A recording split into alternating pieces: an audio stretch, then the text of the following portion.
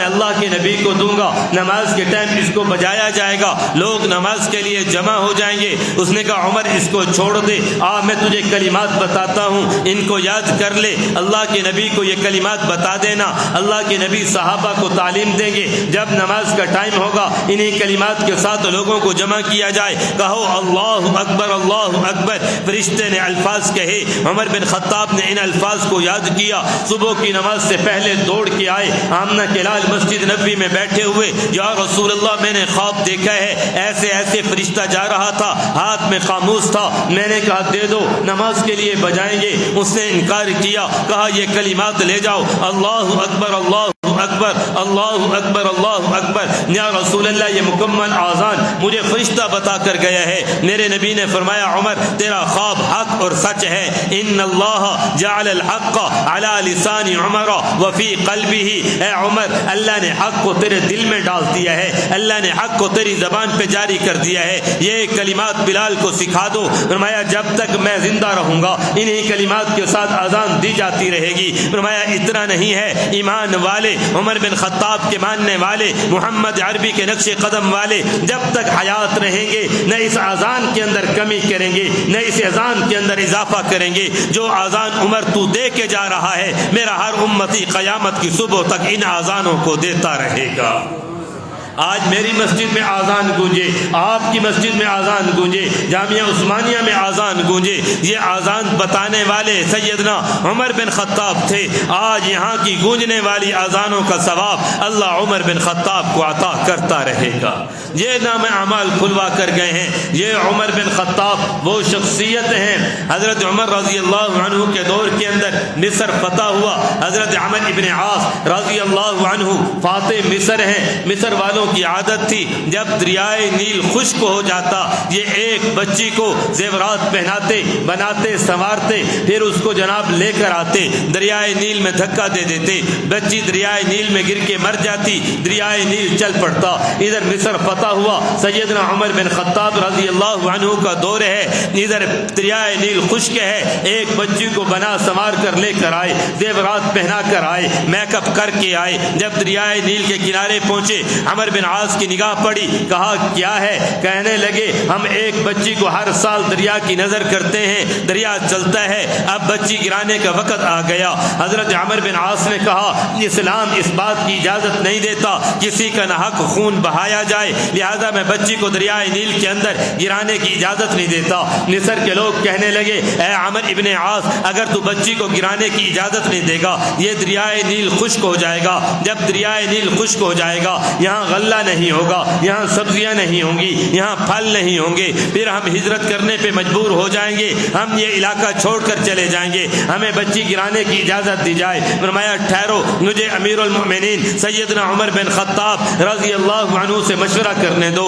فوراً پیغام بھجوایا کہ صورتحال لکھ کے بھیجی، مصر کی یہ صورتحال ہے۔ حضرت عمر رضی اللہ عنہ نے جواب کے اندر 2 خط بھیجے، پہلا خط عمر ابن عاص کے نام لکھا، فرمایا اچھا کیا بچی کو گرانے نہ دیا، الاسلام تہدم ما کان قبلہ، اسلام جہلیت کی رسومات کو مٹانے آیا ہے، ہم کسی کو غلط کام کرنے کی اجازت نہیں دیں گے۔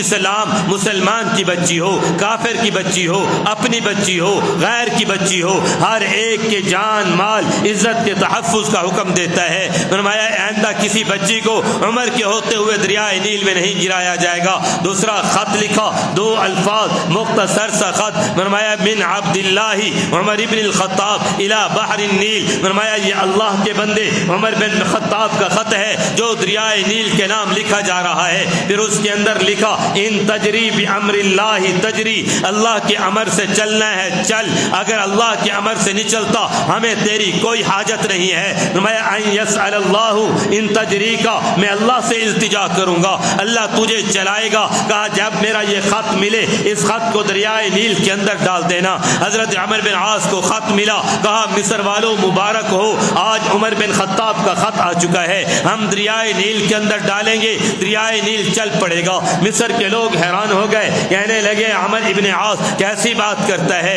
یہ وہ دور اور زمانہ ہے کہ بچے باپ کا کہنا نہیں مانتے، یہ دور اور وہ زمانہ ہے شاگرد استاد کا کہنا نہیں مانتے، رعایا حکمرانوں کا کہنا نہیں مانتی، مرید پیروں کا کہنا نہیں مانتے، تو کہتے ہم خط ڈالیں گے دریائے نیل چل پڑے گا، یہ کیسے ہو سکتا ہے دریائے نیل ایک انسان کا خط تسلیم کر لے؟ فرمایا او لوگوں سنو، یہ عام انسان نہیں ہے، یہ وہ انسان ہے جس کو بیت اللہ کی چوکھٹ پکڑ کر محمد عربی نے خدا سے مانگا ہے، یہ وہ انسان ہے، سارے صحابہ پیغمبر کے مرید بن کر آئے ہیں، یہ پیغمبر کی مراد بن کے آیا ہے، یہ وہ انسان ہے، سارے لوگوں نے اسلام کو قبول کیا ہے، عمر بن خطاب وہ ہے جس کو اسلام نے قبول کیا ہے، لوگوں یہ وہ انسان ہے، سب کو اسلام کی وجہ سے عزت ملی ہے، لیکن عمر بن خطاب کی وجہ سے اللہ نے اسلام کو چمکایا ہے، کہا لوگوں یہ وہ انسان ہے جسے پیغمبر نے فرمایا او لوگوں اللہ نے مجھے 2 وزیر آسمانوں پہ دیے ہیں، وَلِكُلِّ نَبِيٍّ وَزِيرَانِ مِنْ أَهْلِ السَّمَاءِ، اللہ نے ہر نبی کو 2 وزیر آسمانوں پہ دیے ہیں، وَوَزِيرَايَ فِي السَّمَاءِ وَجِبْرَائِيلُ وَمِيكَائِيلُ، اللہ نے دو وزیر مجھے آسمان کے دیے، ایک کا نام جبرائیل دوسرے کا نام میکائیل ہے، وَوَزِيرَايَ فِي الْأَرْضِ، اور اللہ نے مجھے 2 وزیر زمین پہ عطا کیے ہیں، وَأَبُو بَكْرٍ وَعُمَرٍ، ایک کا نام ابو بکر ہے دوسرے کا نام عمر ہے، لوگوں یہ وہ آدمی ہے جو پیغمبر کا وزیر ہے، جس کو پیغمبر کی وزارت کے لیے خدا نے منتخب کیا ہے، سارے لوگوں کی موجودگی میں حضرت عمرو ابن عاص رضی اللہ عنہ نے اس خط کو دریا کے اندر ڈالا، وہ دن آیا دریا چڑھنا شروع ہوا، 14 ہاتھ دریا اوپر آیا اور چلنا شروع ہو گیا، 14 صدیاں گزر چکی ہیں، اس دریا نے حضرت عمر کے خط کی ایسے لاج رکھی ہے، ایسے اس خط کا حیا کیا ہے، 14 صدیاں گزر چکی ہیں، اس دریا کا پانی کبھی 1 انچ کم نہیں ہوا، 14 صدیاں گزر چکی ہیں، اس دریا سے کبھی سیلاب نہیں آیا، اس دریا کے اندر کبھی طغیانی نہیں آئی ہے، وہ دریا بتا رہا ہے او لوگوں میں بھی عمر بن خطاب کا ماننے والا ہوں، ذرا زور سے کہہ دیں، وہ پیغام دے رہا ہے، کہا کسی کو حیا نہ آئے تو نہ آئے، اس کائنات کا ذرہ ذرہ عمر بن خطاب کا حیا کر رہا ہے۔ کون عمر بن خطاب؟ وہ شخصیت ہے جس کے دور کے اندر مدینہ میں زلزلہ آتا ہے، حضرت عمر رضی اللہ عنہ کوڑا اٹھاتے ہیں، زمین پہ مارتے ہیں، کہتے ہو زمین ٹھہر جا، کیا تیرے اوپر عمر انصاف نہیں کر رہا؟ 14 صدیاں گزر چکی ہیں، زمین نے بتا دیا ہے کہ جناب میرے اوپر دوبارہ زلزلہ نہیں آئے گا، میں عمر بن خطاب کی ماننے والی ہوں۔ ایک ایک ذرہ بتا رہا ہے، وہ پیغمبر کی زمین، پیغمبر کا شہر، پیغمبر کا علاقہ بتا رہا ہے، وہ پیغمبر کا علاقہ جسے اللہ کے نبی نے فرمایا او لوگوں سن لو، وَمَنِ اسْتَطَاعَ أَن يَمُوتَ فِي الْمَدِينَةِ فَلْيَمُتْ فِيهَا، جس کو اللہ قدرت دے، جس کو طاقت دے، جس کے پاس اسباب مہیا ہو جائیں، وہ میرے مدینہ میں آ کر مر جائے۔ فرمایا لوگوں سنو، كُنْتُ لَهُ شَفِيعًا وَشَهِيدًا يَوْمَ الْقِيَامَةِ، یہ میرا پڑوسی ہے، اس کی سفارش کرنا قیامت کے دن مجھ محمد کا کام ہے۔ وہ زمین اللہ کے نبی فرمائے اور لوگوں سب سے پہلے قبر سے میں اٹھوں گا، پھر سب میرے بعد، فرمایا اول من تنشق عنہ الارض، فرمایا انا ثم ابو بکر ثم عمر ثم حول المدینہ، فرمایا وہ لوگوں سنو، سب سے پہلے قبر سے میں اٹھوں گا، پھر جناب ابو بکر اٹھیں گے، پھر جناب عمر اٹھیں گے، پھر مدینہ کے لوگ اٹھیں گے، پھر مکہ کے لوگ اٹھیں گے۔ یہاں محدثین نے لکھا ہے مکہ اعلیٰ ہے، 1 نماز کا ثواب 1,00,000 نمازوں کے برابر ہے۔ مکہ کے لوگوں کو پہلے اٹھنا چاہیے تھا، مدینہ کے لوگوں کو بعد میں اٹھنا چاہیے تھا، لیکن میرے رب نے اپنا قانون بدل کے رکھ دیا ہے۔ فرمایا او میرا نبی تجھے مدینہ محبوب ہے، مدینہ کے لوگ محبوب ہیں، اس لیے جب میں تجھے اٹھاؤں گا تیرے ساتھ مدینہ والوں کو اٹھاؤں گا۔ فرمایا یہ مدینہ، فرمایا کہ یہ عمر کے ایک کوڑے کا حیا کر رہا ہے، یہ عمر ابن خطاب مدینہ کی سرزمین میں آگ کا علاوہ نکلتا ہے۔ فرمایا تمیم داری آؤ، مدینہ میں آگ نکل آئی ہے، لوگ پریشان ہیں، جاؤ آگ کو کہو واپس لوٹ کر چلی جا۔ حضرت تمیم داری کہنے لگے اے امیر المؤمنین میں کمزور ہوں، میری اتنی جرت نہیں ہے میں آگ کو خطاب کر کے کہوں اے آگ تو واپس چلی جا۔ فرمانے لگے اچھا کمزور ہو، اپنا کرتا اتارا، کہا اس کرتے کو ہاتھ پہ لپیٹنا، آگ کو کہنا یہ عمر کی قمیض ہے، آگ بھی حیا کر واپس چلی جائے گی۔ حضرت تمیم داری فرماتے ہیں میں نے عمر بن خطاب کی قمیض کو لیا، اپنے ہاتھوں پہ لپیٹا، آگ کے پاس آیا، یوں دونوں ہاتھوں سے آگ کو دھکیلتا چلا گیا، جس پہاڑ سے نکلی تھی وہاں پر دفن کر کے اوپر پتھر رکھ کے آیا، کہہ کے آیا او آگ سن لے یہ عمر بن خطاب کی قمیض ہے۔ اس آگ نے بھی بتایا ہے او لوگوں سنو، میں عمر بن خطاب کی ماننے والی ہوں، میں عمر بن خطاب کی قمیض کا حیا کر رہی ہوں۔ 14 صدیاں گزر چکی ہیں، پھر مدینہ کے پہاڑوں سے علاوہ نہیں نکلا۔ فرمایا یہ عمر بن خطاب ایک ایک چیز جس کا حیا کرتی چلی جائے، یہ عمر بن خطاب حضرت ساریہ رضی اللہ عنہ نہاون کے میدان میں لڑائی کر رہے ہیں، جہاد کر رہے ہیں۔ عمر بن خطاب وہاں سے ہزاروں میل دور مسجد نبوی کے ممبر و محراب پر بیٹھ کر جمعے کا خطبہ دے رہے ہیں، وہیں سے آواز لگئی یا ساریہ الی الجبل، او ساریہ پہاڑ کی طرف دیکھ۔ لوگ حیران ہو گئے ہیں عمر بن خطاب کو کیا ہو گیا ہے، بیٹھا مدینہ میں ہے، آواز ساریہ کو لگا رہا ہے جو یہاں پہ نہیں ہے، میدان جہاد کے لیے نکلا ہوا ہے، وقت گزرتا ہے، ساریہ جہاد سے فاتح بن کر مدینہ منورہ میں لوٹتا ہے۔ لوگ پوچھتے ہیں ساریہ ایک دن عمر بن خطاب نے یہاں سے آواز لگائی تھی، تو نے سنی تھی؟ فرمانے لگے ہاں میں نے سنی تھی، دشمن جب حملہ کرنے کے لیے آیا، وار کرنے کے لیے آیا، میرا رخ دوسری طرف تھا، میں دوسری طرف دشمن سے مقابلہ کر رہا تھا، پیچھے سے عمر بن خطاب کی آواز آئی اور ساریہ پہاڑ کی طرف دیکھ دشمن حملہ کرنے کے لیے آ رہا ہے، میں نے پیچھے دیکھا، دشمن کا مقابلہ کیا، اللہ نے عمر بن خطاب کی آواز سے مجھے فتح دے دی ہے، ہوا پیغام دے رہی ہے، اور لوگوں میں عمر بن خطاب کی آواز کو لے کر چل رہی ہوں، میں بھی عمر بن خطاب کا حیا کرنے والی ہوں، میں بھی عمر بن خطاب کے وفاداروں میں ہوں۔ ایک ایک چیز پیغام دے رہی ہے۔ آج ہم کیوں کہتے ہیں کہ لوگوں آؤ خلفائے راشدین کے طریقے پر، آج میرے اور آپ کے آئیڈیل بدلتے چلے جا رہے ہیں، رہنما بدلتے چلے جا رہے ہیں، پیر بدلتے چلے جا رہے ہیں۔ آؤ آج غیر مسلموں کی ہسٹری دیکھتے ہیں، جرمنی کے اندر ایک نمائش ہوئی ہے، کہا آؤ لے آؤ اپنے لوگ جو تمہارے آئیڈیل ہوں، جو تمہارے رہنما ہوں، جنہیں تم پسند کرتے ہو، جنہیں اپنا مقتدا دیکھنا چاہتے ہو۔ ایک عیسائی لڑکی نے 7,000 کتابیں عمر بن خطاب پہ پیش کی ہیں، کہا یہ میرا آئیڈیل ہے، یہ میرا رہنما ہے، یہ میرا رہبر ہے۔ لوگ حیران ہو گئے، صحافی نے پوچھا، BBC کے نمائندے نے پوچھا، بی بی بتا تو عیسائی ہے، یہ مسلمانوں کا حکمران ہے، تو نے اسے اپنا آئیڈیل کیوں بنایا، تو نے اسے اپنا مقتدا کیوں بنایا، تو نے اسے اپنا رہنما کیوں بنایا؟ وہ عورت کہنے لگی میں نے جب اسلام کی ہسٹری کو پڑھا میں حیران رہ گئی ہوں، یہ عمر بن خطاب وہ ہے جو اپنے وقت کے گورنروں کو حج کے موقع پر بلاتا اور سارے لوگوں سے پوچھتا مجھے بتاؤ میرا گورنر کیسے تمہارے اندر حکومت کر رہا ہے، میرا گورنر تمہارے معاملات کو کیسے چلا رہا ہے۔ عمر بن خطاب وہ ہے جس کے ہوتے ہوئے کوئی حکمران اپنے دروازے کے اوپر چوکیدار نہیں کھڑا کر سکتا تھا، پہرے دار نہیں کھڑا کر سکتا تھا۔ یہ عمر بن خطاب وہ ہے اس کے حکمران، اس کے گورنر، اس کے وزیر کبھی اپنا دروازہ بند نہیں کر سکتے تھے۔ یہ عمر بن خطاب وہ ہے جس نے اعلان کر دیا تھا اور لوگوں جو میرا گورنر ہوگا کبھی اعلیٰ لباس نہیں پہنے گا، ہمیشہ کھتر کا لباس پہنے گا۔ یہ عمر بن خطاب وہ ہے۔ عمر ابن عاص رضی اللہ عنہ کے پاس ایک بندہ ملنے کے لیے آیا ہے، مصر کا بدو ہے، مصر کا دیہاتی ہے، تھوڑے سے اس کے بیٹے کے ساتھ تکرار ہو گئی، بات چیت ہو گئی، عمر ابن عاص کے بیٹے نے تھپڑ مار دیا، کہا بدو ہو کر دیہاتی ہو کر سردار کی اولاد کا مقابلہ کرتا ہے، بڑوں کی اولاد کا مقابلہ کرتا ہے۔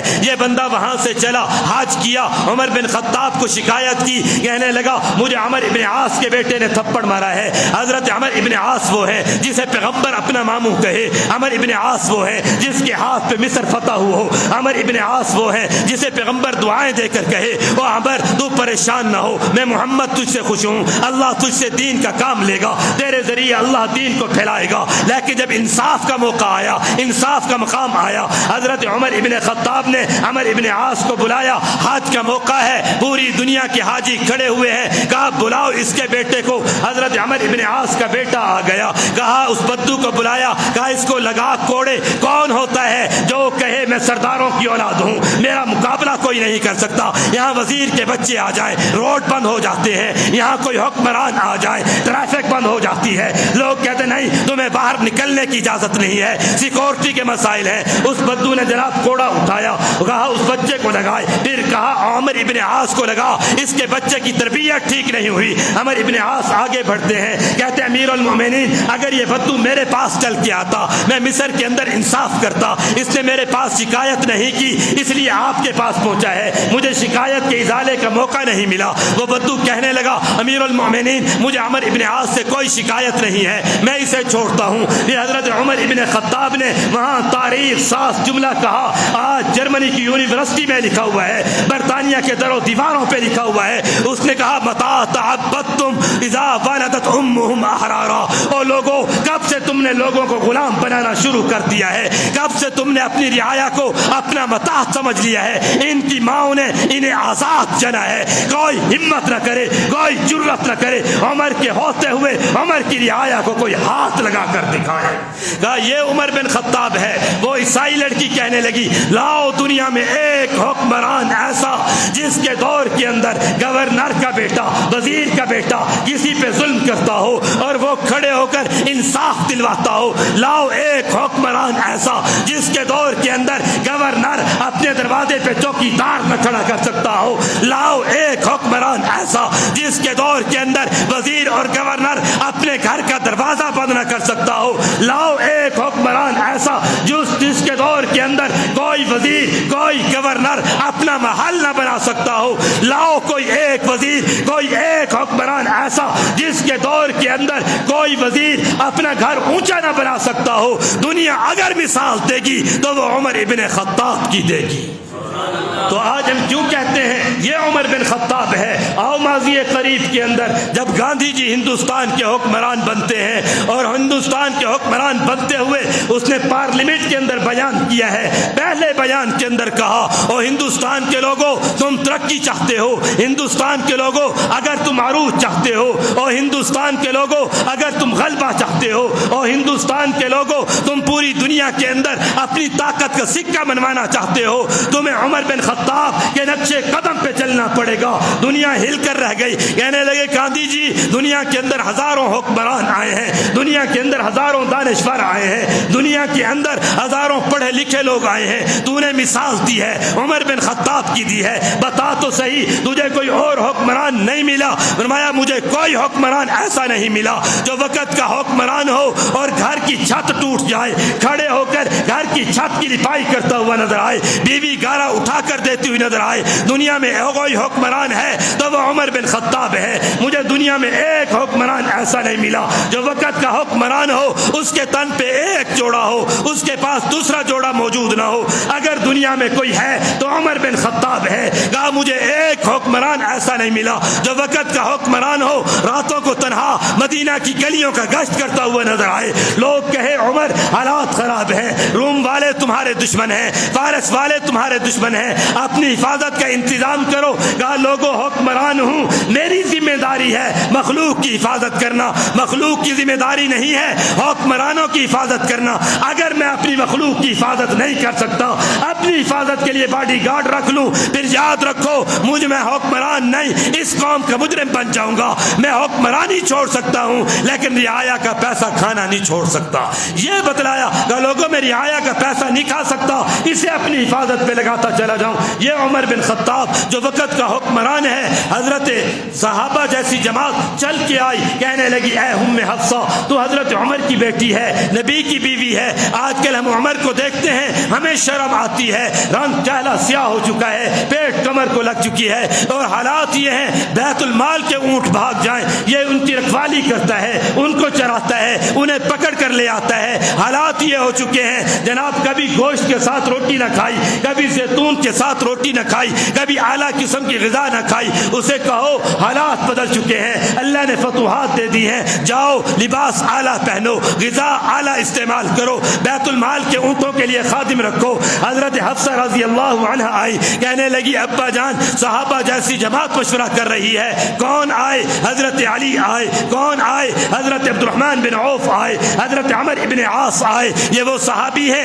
جنہیں اللہ کے نبی جنت کی بشارت دے کر گئے ہیں، یہ بیٹھے ہوئے ہیں۔ حضرت حفصہ کے پاس، حضرت حفصہ عمر ابن خطاب کے پاس آئی، کہنے لگی ابا جان ماضی کا زمانہ گزر چکا ہے، اپنی وضع قطع بدلیں، اپنا لباس بدلیں، اپنا کھانا بدلیں، اپنے ساتھ غلام رکھا کریں، بیت المال کے لیے غلام رکھا کریں۔ عمر بن خطاب نے فرمایا او بیٹی بتا تو صحیح تجھے کس نے بھیجا؟ کہا ابا جان لوگوں نے نام بتانے سے منع کیا ہے۔ کہا تو مجھے نام بتاتی میں مار مار کر ان کے چہرے بدل دیتا۔ کون ہے جو مجھے محمد الرسول اللہ کے طریقے سے ہٹانے کے لیے آیا ہے؟ کہا سنو میری بیٹی تو مجھے بتا میرے نبی کے کتنے کپڑے تیرے گھر میں تھے؟ حضرت حفصہ کہنے لگی ابا جان میرے گھر میں پیغمبر کا ایک جوڑا بھی نہیں تھا۔ وہاں بیٹی اچھا مجھے یہ تو بتا میرے پیغمبر کے کتنے بستر تیرے گھر میں تھے؟ کہا ابا جان ایک بستر بھی نہیں تھا۔ کہا اچھا بیٹی یہ بتا میرے پیغمبر کا کتنا غلہ تیرے گھر میں جمع تھا؟ کہا ابا جان کوئی غلہ جمع نہیں تھا۔ کہا اچھا بیٹی بتا تو صحیح میرے پیغمبر کا کھانا کیسے تھا؟ کہا کھجور کھائی پانی پیا اسی پہ گزارا کرتے چلے گئے ہیں۔ کہا میری بیٹی میرا آئیڈیل، میرا مقتدا، میرا رہنما، میرا پیشوا محمد عربی ہے جس نے کپڑے جمع نہ کیے، غلہ جمع نہ کیا، بستر جمع نہ کیے۔ عمر اپنے آئیڈیل اور مقتدا کے ہوتے ہوئے کیسے کپڑے جمع کر سکتا ہے؟ کیسے غلہ جمع کر سکتا ہے؟ کیسے اعلیٰ غذا کا اہتمام کر سکتا ہے؟ میں محمد عربی کا ماننے والا ہوں، میں اسی کے نقش قدم پہ چلوں گا، مجھے کسی رائے کی ضرورت نہیں ہے۔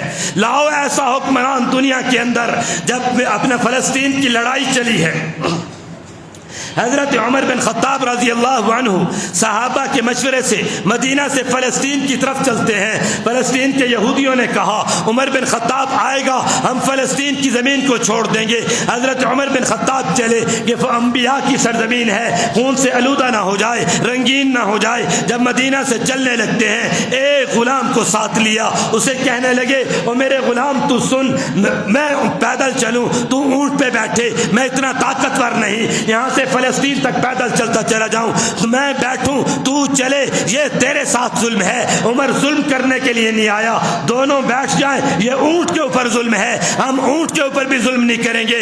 ایک حصہ میں بیٹھوں گا تو پیدل چلے گا، دوسرا حصہ تو بیٹھے گا میں پیدل چلوں گا، تیسرا حصہ اونٹ کو خالی لے کر چلیں گے، ہم دونوں پیدل چلیں گے۔ جب بیت المقدس میں داخل ہونے لگے، فلسطین کی سرزمین پہ داخل ہونے لگے، حالات یہ تھے عمر بن خطاب کی جوتی ٹوٹ چکی تھی، 22 لاکھ مربع میل کا حکمران، غلام کی باری تھی، ہاتھ میں مہار کو پکڑا، دوسرے ہاتھ کے اندر جوتی کو اٹھایا، غلام کو اوپر بٹھایا، غلام کانپتے ہوئے کہنے لگا امیر المؤمنین دنیا دیکھنے کے لیے آئی ہے، وہ شخصیت آ رہی ہے جو کوڑا مارتی ہے زمین کا زلزلہ رک جاتا ہے، وہ شخصیت آ رہی ہے جو بولے اللہ قرآن بنا کے نازل کر دیتا ہے، وہ شخصیت آ رہی ہے جو خط لکھتی ہے دریا چل پڑتے ہیں، وہ شخصیت آ رہی ہے جس کی قمیض کو آنکھ دیکھ کے حیا کر کے واپس لوٹ جائے، دنیا تمہیں دیکھنے کے لیے آئی ہے، آؤ اونٹ کے اوپر بیٹھ جاؤ، میں خوشی سے اپنی باری تمہیں دیتا ہوں، اونٹ کی مہار پکڑ کے چلتا ہوں۔ فرمایا وہیں بیٹھے رہو، عمر انصاف کرنے کے لیے آیا ہے، کسی کا حق کھانے کے لیے نہیں آیا۔ اسی حال کے اندر بیت المقدس میں داخل ہوں گا، اسی حال کے اندر بیت المقدس میں داخل ہوئے، آگے ابو عبیدہ بن جراح رضی اللہ عنہ کھڑے ہوئے، امیر معاویہ کھڑے ہوئے، حضرت خالد بن ولید رضی اللہ عنہم کھڑے ہوئے، سارے کھڑے ہیں۔ امیر المؤمنین یہ کیا ہو گیا ہے؟ کپڑے پھٹ چکے ہیں، پسینہ بہ رہا ہے، غرد و آلود سے چہرہ غبار آلود ہو چکا ہے، بال پراگندہ ہو چکے ہیں۔ سامنے دیکھو غیر مسلموں کو اعلیٰ لباس پہن کے کھڑے ہیں، اعلیٰ پگڑیاں پہن کے کھڑے ہیں، پیشانیوں کے اوپر ہیرے لگا کر کھڑے ہیں، پاؤں کی جوتیوں پہ ہیرے لگا کے کھڑے ہیں، بازوں کے پٹی باندھ کے ہیرے لگا کے کھڑے ہیں۔ امیر المؤمنین کیا ہی اچھا ہوتا سواری اعلیٰ لے کے آتے، کیا ہی اچھا ہوتا کپڑے اعلیٰ پہن کے آتے، کیا ہی اچھا ہوتا اپنے ساتھ کچھ نوکر کچھ غلام لے کے آتے، ہم بھی انہیں بتاتے ہم بھی پیسے والے ہیں، ہم بھی مال و دولت والے ہیں، اعلیٰ لباس والے ہیں۔ حضرت عمر کا چہرہ بدلا، فرمایا او لوگو ان اللہ اعزنا بالاسلام، او لوگو سنو عزت کا معیار اسلام ہے، شان بلندی اللہ اسلام کے ذریعے یہ دیتا ہے فمہما نطلب العزت بغیر الاسلام اعزنا اللہ به اذلنا اللہ. اگر ہم اسلام کو چھوڑ کر کسی اور طریقے سے عزت ڈھونڈنے کی کوشش کریں گے، کپڑوں کے ذریعے، پیسوں کے ذریعے، سواریوں کے ذریعے، مال و دولت کے انبار کے ذریعے، فرمایا یاد رکھو پھر اللہ عزت نہیں دے گا، پھر اللہ ذلیل کر کے رکھ دے گا. یہ عمر بن خطاب اسی حال کے اندر بیت المقدس میں داخل ہوتا ہے. ایک بندہ کھڑا ہوا، کہنے لگا عمر ہمارا کوئی سوال نہیں ہے، صرف ایک سوال ہے. ہماری کتابوں میں لکھا ہے جب وقت کا امیر المومنین بیت المقدس کے اندر آئے گا اس کے کپڑوں پہ 15 پیوند ہوں گے. ہم نے تیرے پیوند گنے ہیں، تیرے کپڑوں پہ 13 پیوند ہیں، 2 پیوند کب ہیں؟ حضرت عمر نے یوں ہاتھوں کو اٹھایا، بغل والی جگہ دکھائی، 2 پیوند وہاں پہ نظر آئے. کہا پورے ہو گئے؟ کہا ہو گئے. پھر وہ پادری اپنی قوم کو خطاب کر کے کہنے لگا او لوگو اگر تم چاہتے ہو تمہاری سانسیں چلتی رہیں، تمہاری بیویاں بیوہ نہ ہوں، تمہارے بچے یتیم نہ ہوں، آؤ عمر بن خطاب کے ہاتھ پہ اسلام قبول کرو. اگر اسلام قبول نہیں کرتے پھر عمر ابن خطاب کو پیغام دے دو کہ جناب ہم آئندہ کے لیے اسلام کے تابع بن کر زندگی گزاریں گے، ہم آئندہ کے لیے فرما بردار بن کر زندگی گزاریں گے، ہم کبھی تمہارا مقابلہ نہیں کریں گے، اس کے علاوہ تمہاری نجات کا کوئی راستہ نہیں ہے. پھر اٹھا 400 سال تک جو خزانے جمع کرتا رہا اس کی چابیاں عمر بن خطاب کے قدموں میں رکھ کر کہنے لگا آج سے یہودیت کا دور ختم ہو چکا ہے، آج سے عیسائیت کا دور ختم ہو چکا ہے. ہماری تورات کہہ رہی ہے، سابقہ کتابیں کہہ رہی ہیں جب عمر بن خطاب آئے گا محمد الرسول اللہ کا دور شروع ہو جائے گا.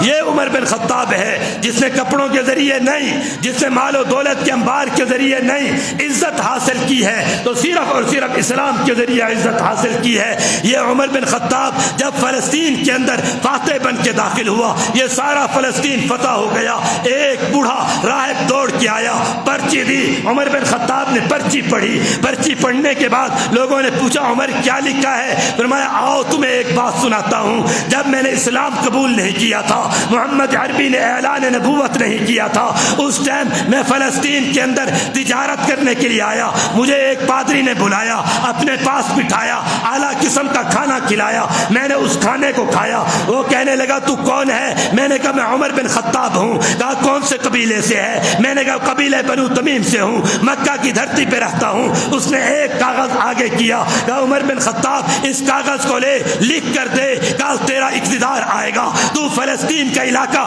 مجھے دے گا. عمر بن خطاب کہتے ہیں میں اونٹوں کا چرواہ تھا، میں تو بھیڑ اور بکریوں کا غلہ باندھ تھا، میں نے کبھی سوچا نہیں تھا مجھے فلسطین پہ اقتدار ملے گا. اسلام کا پرچم میں شام عراق کی سرزمین پہ لہراتا چلا جاؤں گا. میں نے اس کو ٹالنے کے لیے اس ٹائم لکھ کے دے دیا. میں نے کہا جب میرا اقتدار آئے گا میں جناب تجھے یہ فلسطین کا علاقہ دے دوں گا. وہ پرچی آج یہ بندہ لے کر آیا ہے. حضرت عمر نے اس کو بٹھایا، کہا تو نے اس ٹائم کیسے پہچانا؟ وہ کہنے لگا سابقہ کتابوں میں لکھا ہے، تورات و انجیل کے اندر لکھا ہے پیغمبر کو اللہ 2 وزیر دے گا، ایک ابو قحافہ کا بیٹا ابو بکر ہوگا، دوسرا خطاب کا بیٹا عمر ہوگا. میں نے اسی ٹائم تیری نشانیاں دیکھ کر اپنی کتابوں کو پڑھ کے پہچان لیا تھا کہ محمد عربی کا وزیر آ چکا ہے. میں نے اس لیے یہ معاہدہ کروایا تھا. حضرت عمر فرمانے لگے وہ جہلیت کی باتیں تھیں، اس ٹائم اسلام نہیں آیا تھا. اب یہ میری نہیں، اب یہ علاقہ اسلام کا ہے، اب میں تجھے نہیں دے سکتا. میرے بھائیو عمر بن خطاب وہ ہے جس کے ایمان کی گواہی تورات دیتی ہے. عمر بن خطاب وہ ہے جس کے ایمان کی گواہی انجیل دیتی ہے. عمر بن خطاب وہ ہے جس کے ایمان کی گواہی زبور دیتی ہے. عمر بن خطاب وہ ہے جس کے ایمان کی گواہی اللہ کا قرآن دیتا ہے. ہمیں اس کے علاوہ کس اور چیز کی ضرورت کہاں سے ہے؟ ہم ان لوگوں کے نقش قدم پر چلنے کی بات کرتے ہیں کہ لوگوں یہ صحابہ یہ ہمارا آئیڈیل تھے، یہ ہمارا مقتدا تھے، یہ ہمارے رہبر تھے، یہ ہمارے رہنما تھے. کون؟ عمر بن خطاب. آؤ حدیث مبارکہ کو اٹھا کر دیکھو. میرا پیغمبر مسجد نبوی میں آتا ہے، حدیث مبارکہ کے الفاظ ہیں، فرمایا ابو بکر و عمر عن یمینہ والآخر عن یسارہ.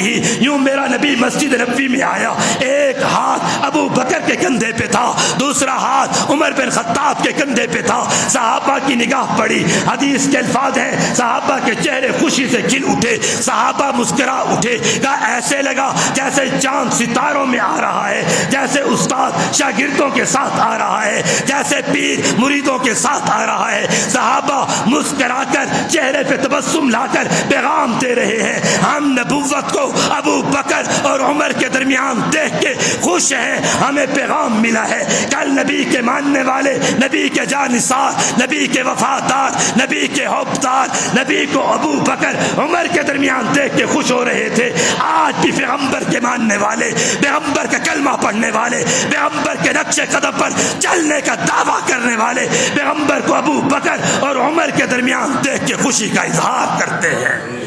ایمان والا کل بھی خوش تھا، ایمان والا آج بھی خوش ہے، ایمان والے ہر دور میں خوش ہیں۔ میرے نبی نے دیکھا، کہا مسکرا رہے ہو، خوش ہو رہے ہو، اور لوگوں سنو، ہاکذا لطفاً، ہم جب دفن ہوں گے میرے پہلو میں ابو بکر و عمر ہوں گے، وہاکذا نخرج یوم القیامہ، جب میں اپنی قبر سے اٹھوں گا میرے دائیں ابو بکر ہوگا، بائیں عمر ہوگا، اور لوگوں میں محمد قیامت کے دن میدان محشر میں کھڑا ہوں گا، میرے ایک طرف ابو بکر ہوگا، دوسری طرف عمر ہوگا، میرا نبی بتا کر گیا ہے۔ اور لوگوں سن لو، کوئی جلتا ہے جلے، کوئی پریشان ہوتا ہے ہو جائے، میں پیغمبر ابو بکر اور عمر کو نہ آج چھوڑتا ہوں، نہ قبر میں چھوڑوں گا، نہ میدان محشر کے اندر چھوڑوں گا۔ ہم دنیا کے اندر بھی ساتھی تھے، قبر میں بھی ساتھی ہوں گے، اور کل قیامت کے دن میدان محشر میں بھی ساتھی ہوں گے۔ اللہ جنت دے گا تو ہم جنت کے اندر بھی ساتھی ہوں گے۔ تو میرے عزیز واجب الاحترام، یکم محرم الحرام کو اسی حضرت عمر بن خطاب رضی اللہ عنہ کا یوم شہادت ہے، اس حوالے سے یہ چند باتیں عرض کر دیں۔ دعا ہے اللہ ہمیں اس عظیم ہستی کے نقش قدم پہ چلنے کی توفیق نصیب فرمائے۔ اللہ ہر قسم کے رسومات سے، بدعات سے، خرافات سے ہماری اور اہل ایمان کی حفاظت فرمائے۔ باقی موقع ملا تو انشاءاللہ اس عنوان کو آئندہ چلائیں۔